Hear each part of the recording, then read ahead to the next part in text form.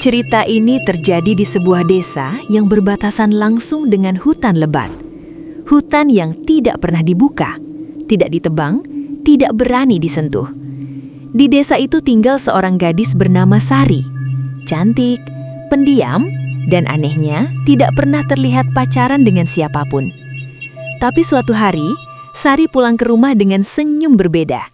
Ia berkata pelan pada ibunya, "Mak, aku sudah dilamar." Tidak ada yang datang ke rumah, tidak ada keluarga laki-laki, tidak ada pembicaraan resmi. Saat ditanya siapa calon suaminya, Sari hanya menjawab, "Namanya Raka, dia baik dan bukan orang sini." Sejak hari itu, Sari berubah. Ia sering berdandan sendiri di kamar, kadang tertawa pelan, kadang menangis tanpa sebab. Dan setiap malam Jumat, ia selalu keluar rumah sebentar, menuju arah hutan. Tetangga pernah melihatnya berbicara sendiri, tapi bayangan di depannya tidak pernah terlihat jelas. Sampai suatu malam, Sari mengaku, "Aku sudah sah dinikahi." Tanpa wali manusia, tanpa saksi yang bisa dilihat, tanpa ijab kabul yang terdengar. Dan 3 hari setelah itu, Sari menghilang. Bukan diculik, bukan kabur, tapi dibawa pergi oleh suami yang bukan berasal dari alam manusia. Dan cerita pun dimulai. Sari pertama kali bertemu Raka di jalan setapak pinggir hutan. Waktu itu sore menjelang maghrib. Langit mendung, angin turun dari arah bukit. Raka muncul begitu saja. Berpakaian rapi, wajahnya bersih, senyumnya tenang. Terlalu tenang untuk ukuran orang yang tinggal dekat hutan. Ia menyapa sopan, nada bicaranya halus, tidak seperti pemuda desa kebanyakan. Sejak hari itu, Raka sering muncul, tapi tidak pernah dari arah desa. Selalu dari hutan, dan selalu menghilang ke arah yang sama.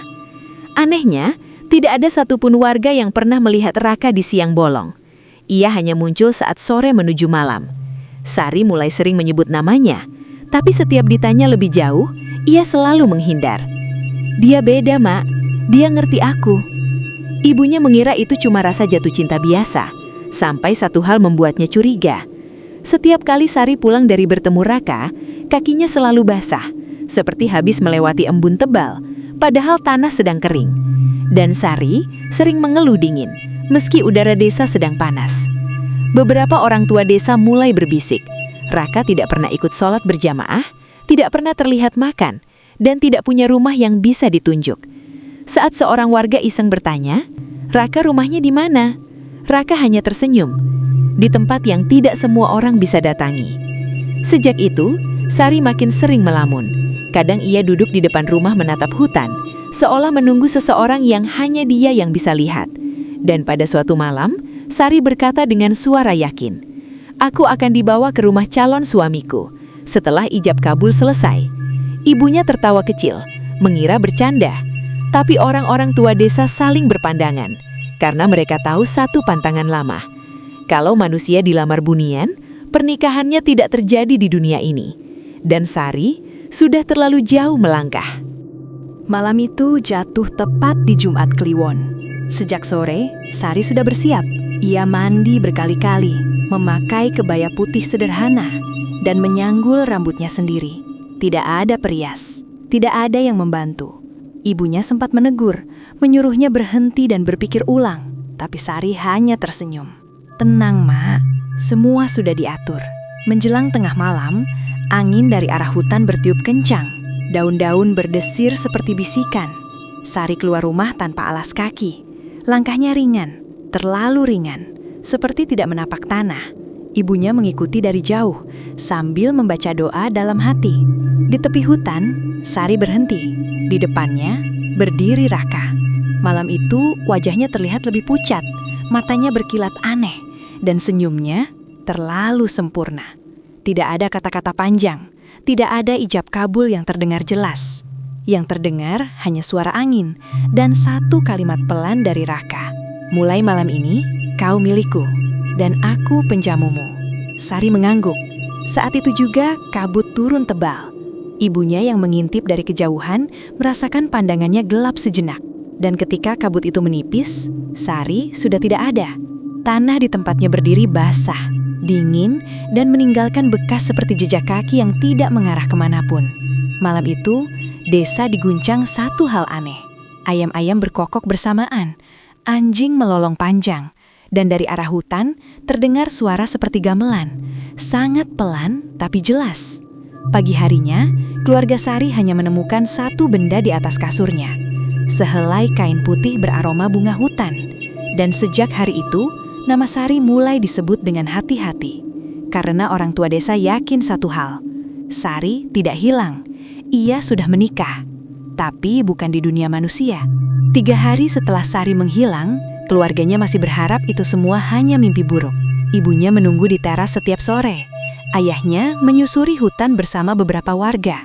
Meski orang-orang tua sudah memperingatkan, cari boleh, tapi jangan memanggil namanya keras-keras. Hutan itu terasa berbeda, tidak gelap, tapi terlalu tenang.